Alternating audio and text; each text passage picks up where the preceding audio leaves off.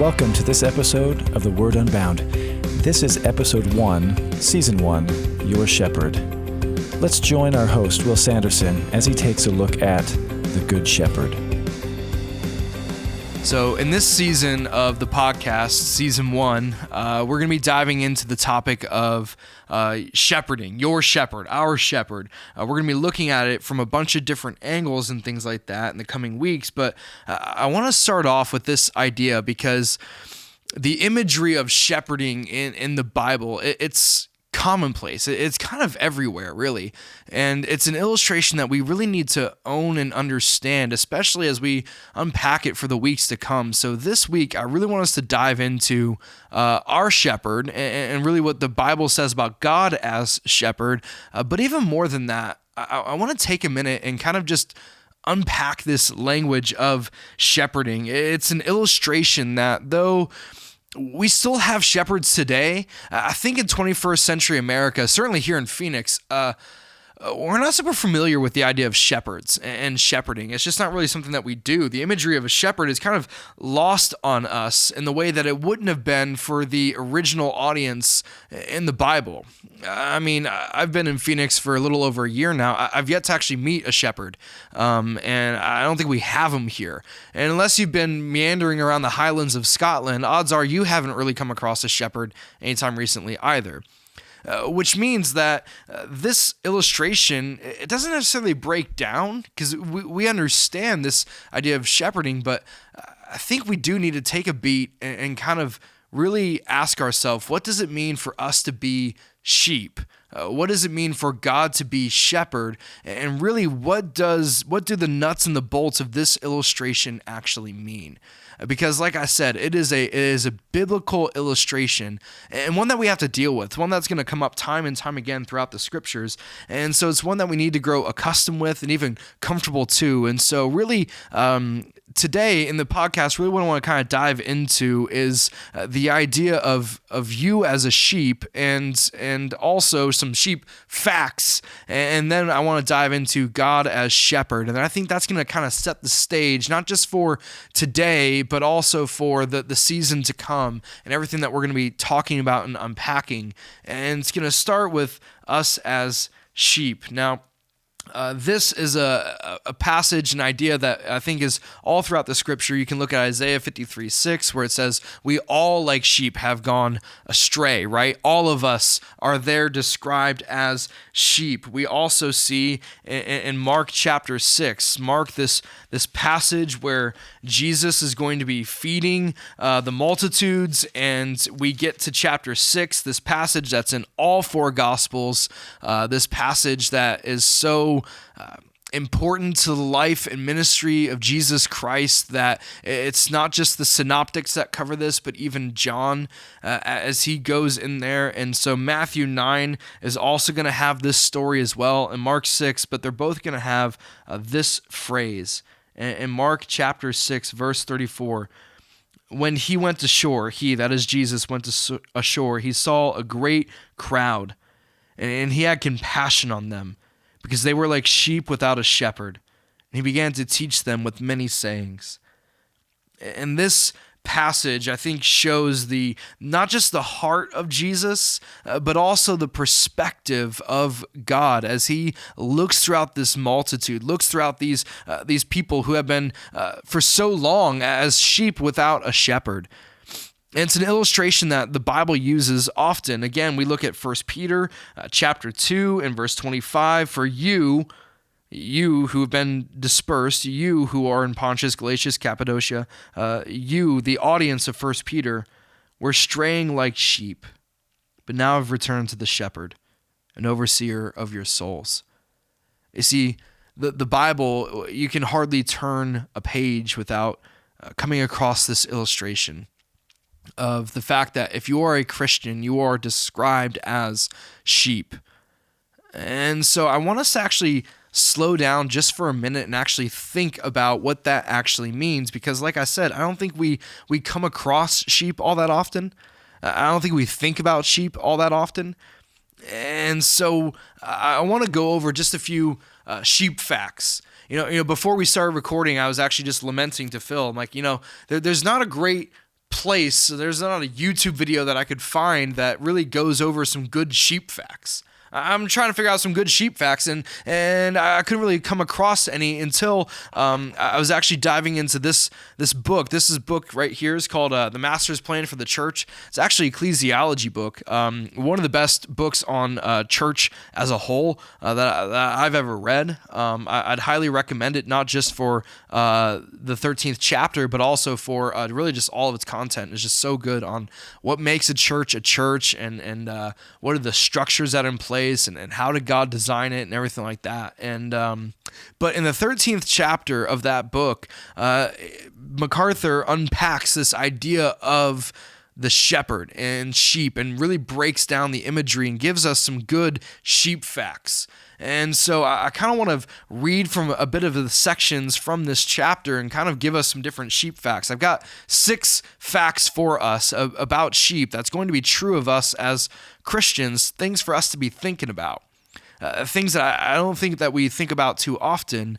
And when we aren't confronted with these animals on a daily basis, I think the imagery begins to get lost on us. And so the first thing that I want to talk about in the sheep fact number 1, is sheep get lost. And let me read from this, from A Master's Plan for the Church. It says this: a sheep is totally lost within a few miles of its home. Lost sheep usually and will wander around in endless circles in a state of confusion, unrest, even within a few miles of its own pasture. Within a familiar range of territory, a sheep does fine. When it leaves its own pasture and the place where it was born, then it invariably gets lost. And so I think oftentimes, again, we just don't think about this animal. And I think when we understand this animal, we understand the imagery that God is using in the Bible. And so this, I think, gives us a clear description of who we are. In the same sense of these sheep, that it's so easy for them, if they wander even just a few miles from the place where they grew up, they inevitably get lost and they'll wander around. We need a shepherd who is going to actually guide and carry and help us, because we too, just like the animal sheep, also are so quickly and easily lost. But it's not just that. It's not just that sheep get lost, but also that sheep get led astray. Sheep are innate followers and are easily led astray. In New Zealand, about 40 million sheep are led to the slaughter each year. 40 million sheep each year. And when it's saying that, it means that the sheep are in a flock, they're in a mob, and they go off, and there's these kind of leader sheep. And interestingly enough, they actually call them Judas sheep. It's these sheep that are going to walk off onto their own path and potentially to their own destruction. And that happens with over 40 million sheep just in New Zealand alone. Now that's fascinating, especially when you take into account there's only, or I guess it is interesting that there's about 1 billion sheep on the earth right now. That's a whole lot. And again, we're getting into the weeds on this is so that we can understand this idea of the imagery that the Bible employs for us to be able to understand the illustration that it's using. But sheep ultimately need leaders over them because they're going to be led astray. They'll see the other sheep and they'll go wherever the mob is going, wherever the flock is going, even if there are obstinate, ignorant, and foolish sheep that are going to go off on their own path and to tread away from the shepherd and to tread away from the flock as a whole. There's going to be sheep that follow one another, even to their own destruction. That's what the animal is like. And that's the animal the Bible uses to describe us. But it's not just that. Sheep fact number 3. Sheep are hard to feed. I don't know if you realize that. We think of them as these barnyard animals, and indeed they are, but they're actually kind of hard to feed. Sheep spend most of their lives eating and drinking, and they are indiscriminate about what they consume. They don't know the difference between poisonous and non-poisonous plants. Therefore, their diet must be carefully guarded by the shepherd. Once they graze through one range, sheep are unable to move to their own range on their own. If not led to new green pastures, they continue to eat the stubble of the old pasture until nothing remains but dirt.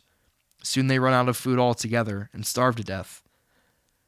This is the diet of a sheep. It's entirely controlled by the shepherd and where the shepherd leads them. The sheep left to their own devices will simply just eat and eat and eat until there's nothing more for them to consume. And then once that's the case, they'll just continue to eat the dirt until it literally kills them. They won't wander on to a new pasture. They'll stay where they are. They need to be led toward food. They need to be led to what is safe to eat, not just what to eat, but also they need to be led away from what is poisonous. And so sheep are hard to feed, but it's not just the food that causes the problem, it's also water. Drinking presents other challenges, says MacArthur. Sheep must have clear water that is not stagnant or filled with potential disease. It can't be too cold or too hot or too fast flowing. It must be nearby and easily accessible. Most animals are able to smell water at a distance, but not sheep. If they wander too far from their own pasture, they can sense no water hole, though it may be near.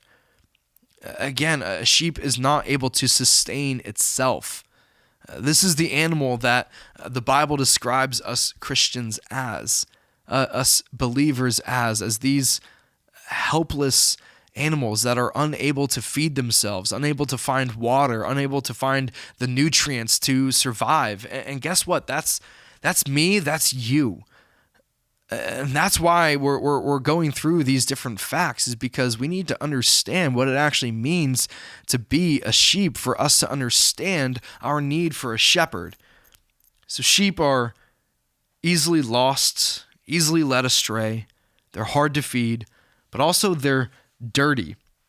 They're dirty. MacArthur says this: they are stained and greasy because the wool contains an immense amount of lanolin, which attracts and holds dirts and weeds and seeds and almost everything else blowing around the sheep's environment. Because they have no capacity to clean themselves, they remain dirty until the shepherd shears them. More than that, most sheep diseases are highly contagious. Parasites, infection, and other ailments spread quickly from the animal to animal, making it the urgent need of the shepherd to be on guard at all times and diagnose and treat the infirmities before an epidemic ravages the flock. Sheep are dirty. They have things that cling so closely to them, and indeed, the very nature of their wool attracts the dirt and the debris and the dust and the grime, and it clings and sticks to them, and they have no ability to clean themselves. They can only be cleansed by the shepherd. They can only be sheared by an outside source. They can't be changed any other way. Man, the applications can abound here, right? I mean, we could go onto a whole different category into the idea of the atonement and justification just based on that one truth about sheep. And I think that's part of the reason why we're even doing this type of podcast, is to cause us to just slow down and really consider what the Bible has to say, and even just something as simple as the illustration of being sheep, and really just kind of unpack that. But that is the reminder that sheep are dirty, but also we have a fifth fact. We got two more, okay? 5 and then 6. We have a fifth fact, and that is that sheep are defenseless. MacArthur writes this: sheep are almost entirely defenseless. They can't kick, scratch, jump, or run. If a sheep is with a full coat falls on its back, often it is unable to roll back onto its feet. In most cases, it will simply give up unless a shepherd comes to its aid.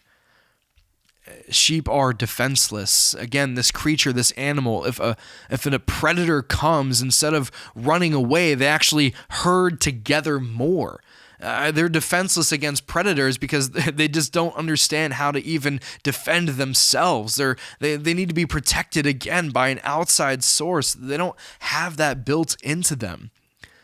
They don't scatter, but instead they clump together, making it all the easier for them to be picked off one by one by one. But even more than that, he even gets into it's not just the predators that they need to be worried about. It's just the regular happenstances of life. If a sheep falls over, and if it's has such a heavy wool coat, if it falls over, it's going to stay stuck like that. To the point where its circulation is going to stop working because of it being upside down. Eventually, it'll either starve to death or it'll dehydrate. But even if it does get back on its feet, if a shepherd comes and puts it back on its feet, it's going to fall right back over again if the circulation isn't there. So a shepherd will actually need to put the sheep onto his shoulders and kind of, massage the feet and carry it around for a while upright while the circulation gets back going again. They are so helpless of animals. And again, I love the imagery that the Bible uses there, and I think it's helpful the more we learn about this animal, the more we see the beautiful correlations between us and them of our own defenseless nature, of how we think ourselves strong and yet are weak, right? It's so tempting for us to fall into this way. And it's so tempting for us to think that we have all the defenses in the world when in reality, all of our defenses are actually outside of us. They're all given to us either by the shepherd or by the tools that he has given us. And that's the case for the actual animal sheep, but it's also true for the sheep of God. But more than that, sixth fact for sheep, it's that sheep are meek. This was interesting to me. Again, MacArthur, quoting MacArthur, he says this: sheep lack the instincts for self-preservation. They are so humble and meek that if you mistreat them, their spirit is crushed and they may simply give up and die. The shepherd must know his sheep's individual temperaments and take care not to inflict excessive stress on them. That is a sheep. They have a temperament. They have a meekness about them to where their spirits are so easily crushed. If their circumstances are too difficult for too long, if the shepherd is too heavy-handed, then they are going to be crushed and destroyed. Again, so why are we doing all of this, right? What's the point of all these sheep facts? I thought this was a podcast about the Bible, and this wasn't in a ecology podcast or a biology podcast. The sheep thing is interesting, but what's the point, right? Well, like I've said, it's helpful for us to understand this illustration for us to be able to get the full breadth of it. And we're going to use this illustration throughout the rest of these 12 weeks throughout the podcast. We're going to be asking that question of shepherd and sheep. And so it's good to lay a foundation to understand this animal because, like I said, we don't really interact with it much. I mean, I don't know when the last time you saw a sheep was, but I couldn't tell you when the last time I saw a sheep. It was probably at a petting zoo. I don't remember. And so since we don't interact with this very often, we don't really recognize what a sheep is, what a sheep does, and how they live. And yet, the Bible uses this imagery, understanding and assuming, knowing that the original audience was going to be very familiar with these things. And so we're just filling in the blanks. And again, if you're a pastor or a preacher, this is the exact same thing you would do in your own study. You come across a passage that talks about shepherd, you go to different passages and learn about sheep, learn about shepherds. I mean, this is a peel back behind the curtain. This is an invitation of you coming along into the study with me and diving into these things. These are the exact resources that a preacher would use, that a pastor would use to understand this kind of topic. But let's make it practical. You see, you're a sheep. I'm a sheep. And that means that no matter your place or role in the church, that's who you are. And as a sheep, you never outgrow your need for a shepherd. You never just get past that age. You never get to the place where you're so mature that you don't need him anymore. But your entire life is built in dependence upon the need for a shepherd. And as you can see, the helplessness of sheep, I mean, they get lost is super easy, where they don't even know their own way home. They get led astray by even the dumbest of other sheep. They'll follow them. They're hard to feed. They don't even know how to eat for themselves. They can't even find water on their own. They're dirty. needing to be cleaned by an outside source, not by themselves. They're defenseless, entirely at the whim and will of any predator that comes along, and they're so easily destroyed in spirit and in heart, and they need to be tenderly cared for. That's you. That's me, right? I mean, I don't know about you, but I find myself on that list. That's easily identifiable for me. And so all of this should make us really long for a good shepherd. I mean, if we are sheep, then we need a good shepherd, because we can't take care of ourselves on our own, because we are this helpless animal, this hopeless animal, unless we have a shepherd that's going to take care of us. And we need a shepherd, a good shepherd. And that's what I love about this imagery in the Bible. And actually, God uses this imagery as far back as Genesis 48. You know Genesis and the stories that are contained therein, and there's that rascal Jacob. And at the end of his life, he reminisces about the things that had happened in his life. And Genesis 48, verse 15 says this, "And he," that is Jacob, "blessed Joseph and said, 'The God before whom my fathers Abraham and Isaac walked, the God who has been my shepherd all my life long to this day, the angel who has redeemed me from all evil, blessed the boys and let them let them in my name be carried on, in the name of my fathers Abraham and Isaac, and let them grow into a multitude in the midst of the earth.'" He's recounting the blessings that Yahweh has bestowed upon him. And in that, he enlists this imagery for the first time between God and himself, this idea of God being our shepherd. It's imagery that we would pick up on all throughout the scriptures, and no doubt you could go throughout the Psalms and find it there, and probably most famously in Psalm 23, where David begins that letter and says, "God is my shepherd, I shall not want." And he walks through that beautiful shepherd imagery of green pastures and still waters, of paths of righteousness, and the way that Yahweh shepherds him. And you could go throughout the Old Testament and see not just the shepherd of God and his people Israel, but even the under shepherds that he employs, and we'll get to that in a little bit. But this idea of this good shepherd is all throughout the Old Testament, but then so clearly in the New Testament as well.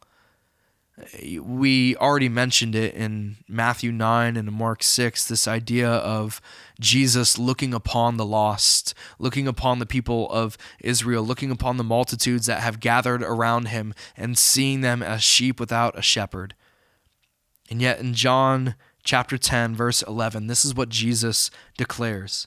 This is what Jesus preaches. "I am the good shepherd. The good shepherd lays down his life for the sheep. And he who is a hired hand has, all right, Phil, we can maybe kind of cut that. I don't know. But we see John chapter 10, verse 11, and it says this, "I am the good shepherd.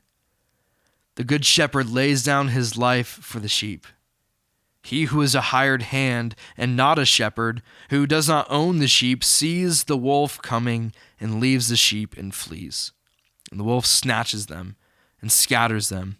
He flees because he is a hired hand and cares nothing for the sheep. I am the good shepherd. I know my own, and my own know me. Just as the Father knows me, I know the Father, and I lay down my life for the sheep. And I have other sheep that are not of this fold. I must bring them in also, and they will listen to my voice, so there will be one flock, one shepherd." Jesus here picking up on the imagery throughout the entire Old Testament, and here declaring to all within who are going to hear him, all who are going to read this for centuries to come, he is announcing that he is the good shepherd. He's the one, and he describes being that good shepherd as one who lays down his life for the sheep, one that the sheep will know his voice. And here's the thing, listener. God is the good shepherd. And if you trust and believe and obey him, he is your good shepherd.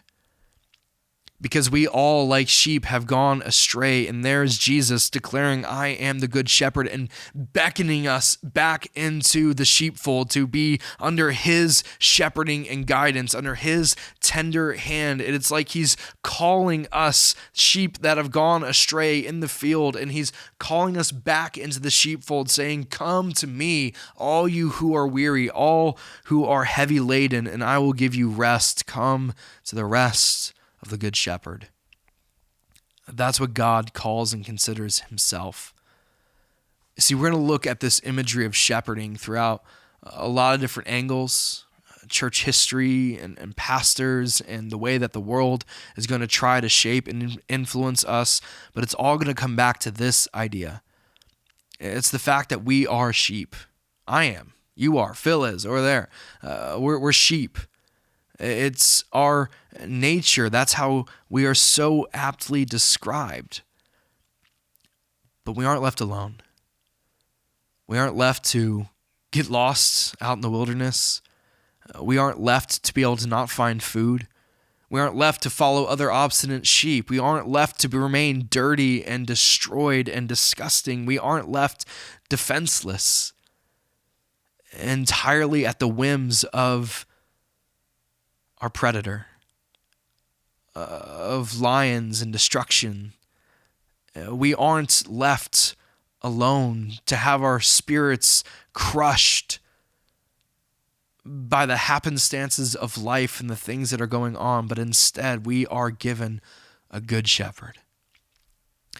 And so regardless of your under shepherds, the people that God has placed for him to guide and lead you, the human instruments that God uses, recognize this and trust this, that God is the good shepherd.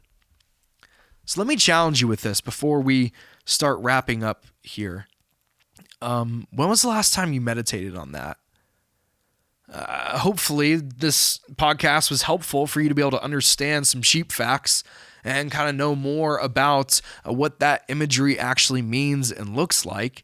Because I don't know about you, but I know I learned some things about sheep this week, getting ready and looking into these kind of different things, and it makes the imagery come alive all the more.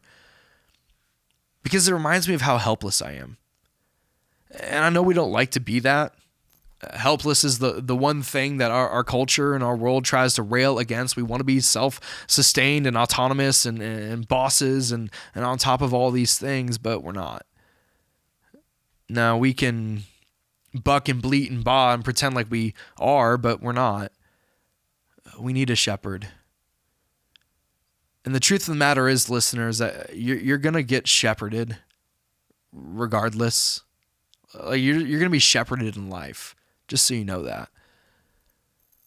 But are you going to get shepherded by the good shepherd, by Jesus Christ, by the one who is loving and tender and caring, who is just and right, who has a rod and a staff that brings comfort to the soul?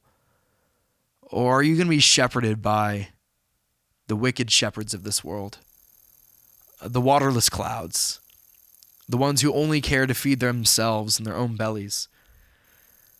I hope that you would turn to the good shepherd. I hope your heart would be drawn there. And that as we meditate and kind of think about this a little bit more, that we'd be revived and encouraged, that we would rejoice in our position of helplessness, and we would rejoice in the fact that though we by our nature would be helpless, we aren't helpless because we have the good shepherd. We have God. We have the Lord Jesus Christ to shepherd us and care for us and tend to us. And so pursue that shepherd this week. Think more about these kind of different things. This is a great thing to just kind of talk about, even with some friends or over a cup of coffee with your family, and just kind of talk about these kind of different things. But I think it's good for us to meditate on and really think through this illustration that the Bible uses. And we're going to talk more about it for the rest of the season. We're going to talk about under shepherds. If God is the good shepherd, he also biblically and continually employs under shepherds, people that are going to shepherd the flock that he has given to them. And we see that in 1 Peter 5 and in other places. We're going to unpack that, and we're going to talk about that for the rest in the rest of this series. What does it look like to live a part of God's flock, and how do we actually do that? These are things we're going to continue to dive into throughout season 1, so I hope you come back and we can continue to unpack this idea of your shepherd. I'll see you next time.